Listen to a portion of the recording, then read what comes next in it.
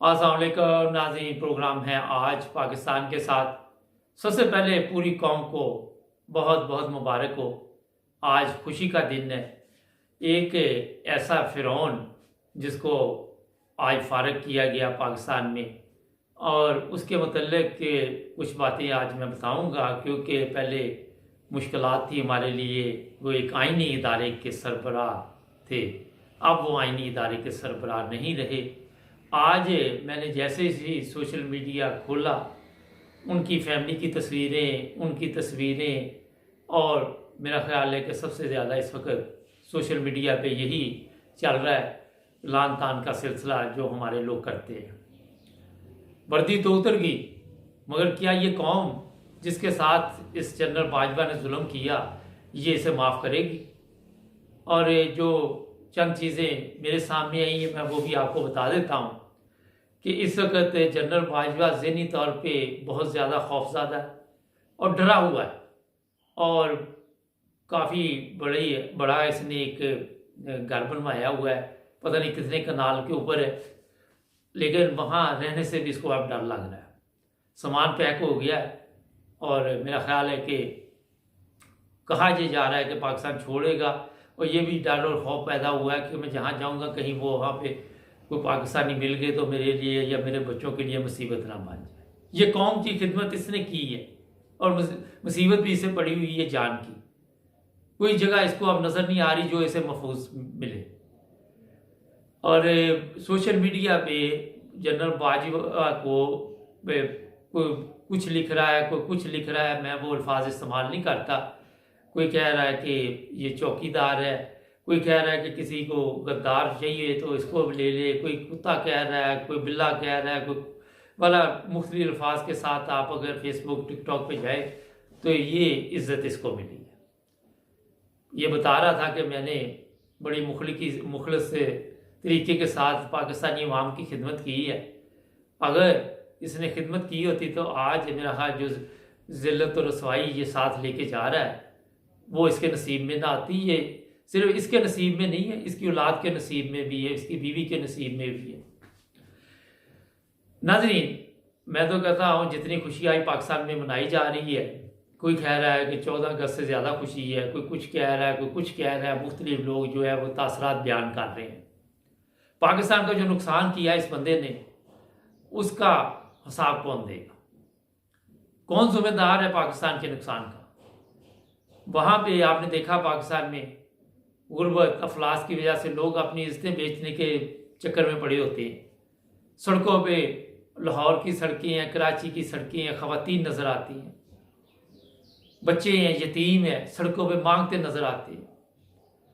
और भी बेशुमार ऐसे मजलूम लोग आपको पाकिस्तान में नज़र आएंगे जो कई तो जिनका यही आसरा होता है कि दरबार पे कहीं पे कोई खाना आएगा तो हमें अच्छा मिल जाएगा। किसी का होता है कि किसी ने कुछ मुझे खिला दिया तो वो मिल जाएगा।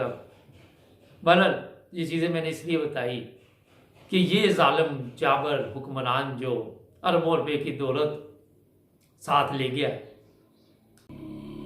ये जो जहन्नम की आग अपने साथ लेके गया है, जो अपने पेट में ये रोज़ाना जहन्नम भरेगा, और इसकी ज़िंदगी भी जहन्नम, इसकी आखिरत भी जहन्नम। जो करतूतें ये करके गया है, क्या ये इतनी दौलत खा लेगा इस उम्र में, जिस उम्र में ये पहुंचा हुआ है? जो दौलत अपनी औलाद के लिए ये छोड़ के जा रहा है, वो क्या आप समझते हैं कि इस काबिल होगी कि इसकी दौलत हराम की वो संभाल सके? अगर किसी मुल्क में किसी स्कूल में भी ये इसके बच्चे जाएंगे तो उनको कहा जाएगा कि ये गद्दार पाकिस्तान की औलाद है, ये गद्दार पाकिस्तान जिसने अपना वतन बेच दिया उसके बच्चे हैं। इसकी बीवी जा रही होगी, वो कहेगी ये गद्दार पाकिस्तान की बीवी है। ये ज़हनी मरीज बन जाएगा। मैं आपको बता देता हूँ, हमारे तो पाकिस्तान में आधा पागल हो तो पागल क्या क्या के पूरा पागल कर देते हैं। तो जनाब अली, जो कुछ इसने बोया वो अब इसको काटना पड़ेगा। अब अमेरिका चले जाए, ये बेल्जियम चले जाए, ये हॉलैंड चले जाए, ये दुनिया के किसी मुल्क में चले जाए, ऑस्ट्रेलिया चला जाए, इसके अपने लोगों ने नहीं इसको छोड़ना। जो फौज के लोग जो रिटायर हुए हैं, आज आप देखिए सोशल मीडिया पे जाके सब इसकी लतरेशन कर रहे हैं। और मेरा ख्याल है कि ये जिल्लत और रसवाई जनरल बाजवा तूने कमाई और ये तेरे नसीब में आई। आज लोग खुल के तुझे चैलेंज करेंगे और तू जा किसी भी अदालत में, तो किस किस पे केस करेगा? पूरे पाकिस्तान पे केस करेगा? किस किस से वो आप पकड़वाएगा?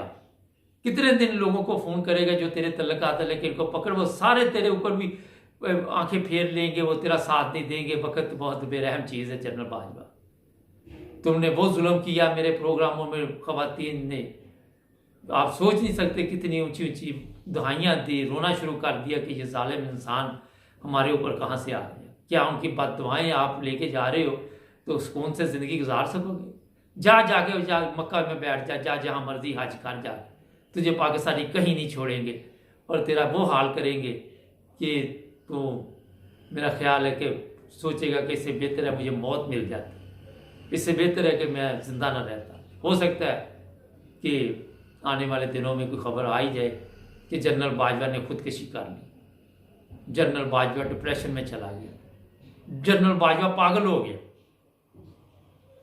कुछ भी कह सकते हैं आप। जिस तरह जनरल याहिया का आज तक नाम लोग लेते हैं जनरल रानी के नाम से, इसी तरह उसको आप लोग भूल जाएंगे। मैं तुझे बता दूं, इतनी जिल्लत और रसवाई आज जनरल बाजवा तू लेके गया है।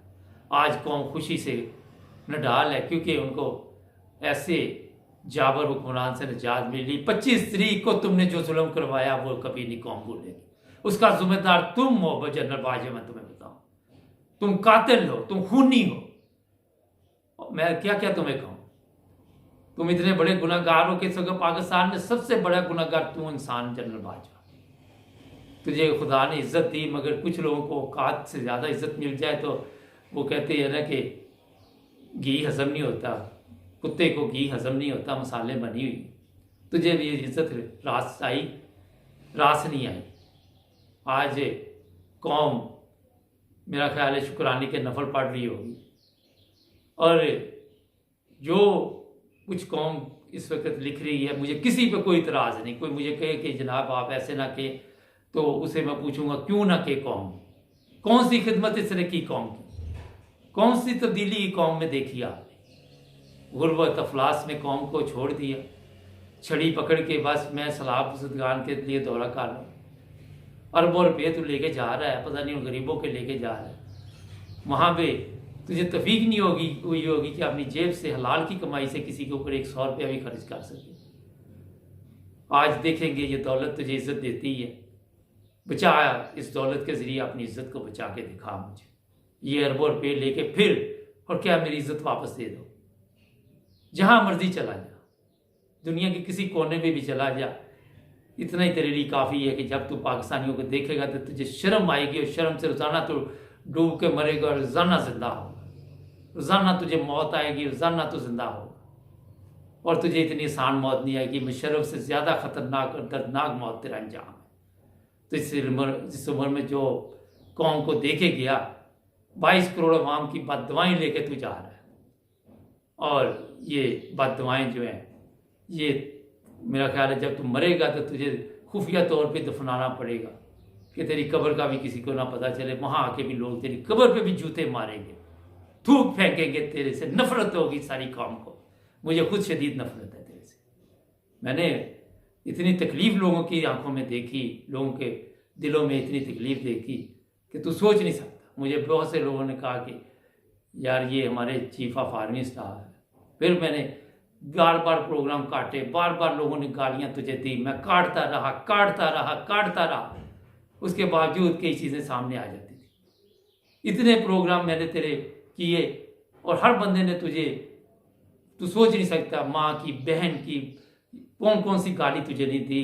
मुझे उन प्रोग्रामों पे बड़ी मेहनत करनी पड़ी, बार बार लोगों को समझाना पड़ा कि हमारा ये चैनल है, हम यहाँ गाली नहीं देते किसी। मगर तेरे नसीब में आज भी गालियाँ हैं, तेरी ज़िंदगी में भी गालियाँ, तेरे मरने के बाद भी तुझे गालियाँ मिलनी, तेरी औलाद को भी गालियाँ मिलनी। हराम की दौलत से जो औलाद तू पालेगा, जो गरीबों के खून पसीने की जो तू चीज़ें लेके जा रहा है, जो उनका हक मार के जा रहा है, क्या उससे तेरी औलाद सुकून लेगी?